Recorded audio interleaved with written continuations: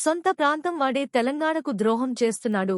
దేశ రాజధాని ఢిల్లీ కేంద్రంగా తెలంగాణకు జరుగుతున్న జలద్రోహాన్ని బయటపెట్టిన హరీష్ రావు గోదావరి జలద్రోహం విషయంలో కత్తి చంద్రబాబుది పొడిచేది. రేవంత్ రెడ్డి పోలవరం, నల్లమల సాగర్ విషయంలో మొదటి నుండి రేవంత్ రెడ్డి ప్రభుత్వం ఏపీ ప్రభుత్వానికి సహకరిస్తూ వస్తుంది. హరీష్ రావు దేశ రాజధాని ఢిల్లీ కేంద్రంగా తెలంగాణకు జరగబోతున్నటువంటి ద్రోహాన్ని పసిగట్టి బయటపెట్టి దాన్ని నివారించేటువంటి ప్రయత్నం చేస్తూ ఉన్నాం. ఒకవేళ ఆ తప్పు జరిగితే తెలంగాణ నీటి చరిత్రలో ఈరోజు ఒక బ్లాక్ డేగా నిలిచిపోతుంది. గోదావరి జలాల అక్రమ తరలింపు విషయంలో బీఆర్ఎస్ పార్టీ మొదటి నుంచి కూడా ఈ రాష్ట్ర ప్రభుత్వాన్ని అప్రమత్తం చేస్తూనే వస్తుంది. మీకు కూడా తెలుసు, నేను గతంలో కూడా డాక్యుమెంట్స్ కూడా బయట పెట్టాను. ఎందుకు అంటే మేము మాట్లాడు బ్యాక్ డేట్లో ఉత్తరాలు పంపుడు, ఇవన్నీ మీకు గతంలో కూడా పంపిన. నేను ఇదే భవన్లో ప్రెస్ మీట్ పెట్టంగానే ఒక 3 అవర్స్లో నిన్నటి డేట్తో ఉత్తరం రాస్తాడు ఉత్తమ్ కుమార్ రెడ్డి. మాకేమో స్టేట్ ఇంట్రెస్ట్ కనుక వాళ్ళకు పట్టింపు లేదు. మేము పదే పదే ఆ విషయాలు బయట పెడుతూ రాష్ట్ర ప్రభుత్వాన్ని మేము అప్రమత్తం చేస్తుంటే ఇంకేదో ఫేస్ సేవింగ్ కోసం బ్యాక్ డేట్లు వేసి నా ప్రెస్ మీట్ అయినాక 5 గంటలకు 3 గంటలకో 4 గంటల తర్వాత ఇన్ని ప్రెస్ నోట్లు లెటర్లు కేంద్ర ప్రభుత్వానికి ఈ రాష్ట్రం రాసింది. డాక్యుమెంట్స్ కూడా అన్నీ నేను రిలీజ్ చేస్తున్నా. ఇకపోతే అంటే పరిస్థితి ఏమైందంటే మొద్దు నిద్రపోతుంది ఈ ప్రభుత్వం, కుంభకర్ణుడిలాగా నిద్రపోతూ ఉంది.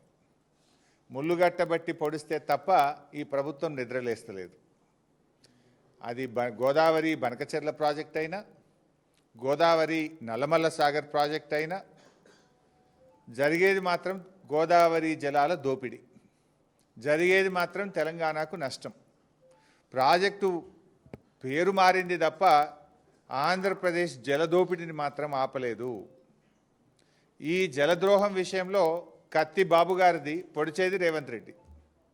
ఎందుకంటే కేసీఆర్ గారు చెప్పేటోళ్ళు కత్తి ఆంధ్రోళ్ళది, పొడిచేటోడు మనోడే ఉన్నాడు అన్నట్టు ఇవాళ ఈ గోదావరి జలద్రోహం విషయంలో కత్తి బాబు గారిది, పొడిచేటోడు రేవంత్ రెడ్డి గారు. ఇప్పుడు సమైక్య రాష్ట్రంలో ఆనాడు కృష్ణా నదీ జలాల్లో తెలంగాణకు తీరని ద్రోహం చేసింది కాంగ్రెస్. ఈరోజు గోదావరి జలాల్లో కూడా తీరని ద్రోహం చేస్తున్నది నేటి కాంగ్రెస్. ఇది మరో చారిత్రక ద్రోహం. ఈరోజు ఢిల్లీలో జరగబోతున్నటువంటి సమావేశం అది తెలంగాణకు మరణ శాసనం లాంటిది. పోలవరం నల్లమల్ల సాగర్ విషయంలో మొదటి నుంచి కూడా రేవంత్ రెడ్డి గారి ప్రభుత్వం ఒక ప్లాన్డ్గా ఆంధ్రప్రదేశ్ ప్రభుత్వానికి సహకరిస్తూ వస్తుంది.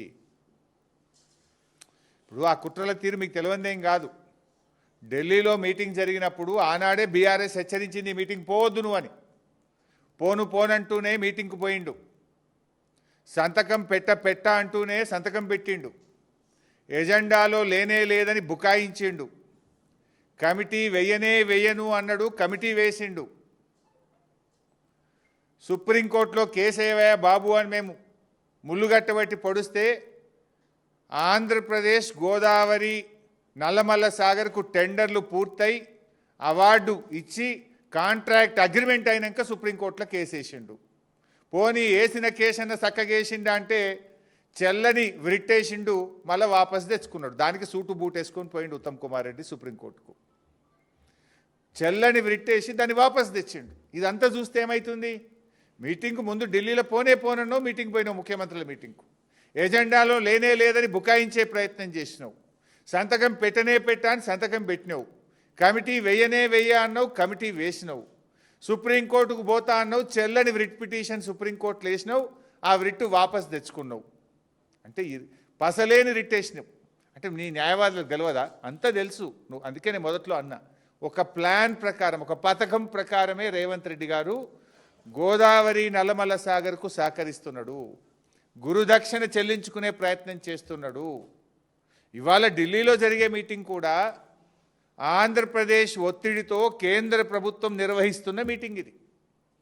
అందరికీ తెలుసు ఢిల్లీలో ఎవరున్నారు ప్రభుత్వం? బీజేపీ తెలుగుదేశం పార్టీల సంయుక్త ప్రభుత్వం కేంద్రంలో ఉన్నది, ఢిల్లీలో ఉన్నది తెలుగుదేశం ప్రభుత్వం. ఇలా ఆంధ్రప్రదేశ్లో ఉన్న అధికారంలో ఉన్న పార్టీ ఢిల్లీలో కూడా అధికారాన్ని పంచుకుంటుంది. రెండు రాష్ట్రాల్లో తెలుగుదేశం బీజేపీలు అధికారాన్ని పంచుకుంటున్నాయి. ఆంధ్రప్రదేశ్ ఒత్తిడితోనే ఢిల్లీలో మీటింగ్ జరుగుతూ ఉంది.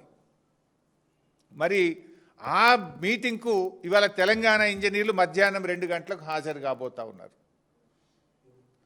పేరుకే జల వివాదాల మీటింగ్, ఎజెండా మాత్రం 200 టీఎంసీల గోదావరి నీళ్లను పోలవరం ద్వారా నల్లమల్ల సాగర్కు రాయలసీమ ప్రాంతానికి తరలించేటువంటి ఒక కుట్ర జరుగుతూ ఉంది.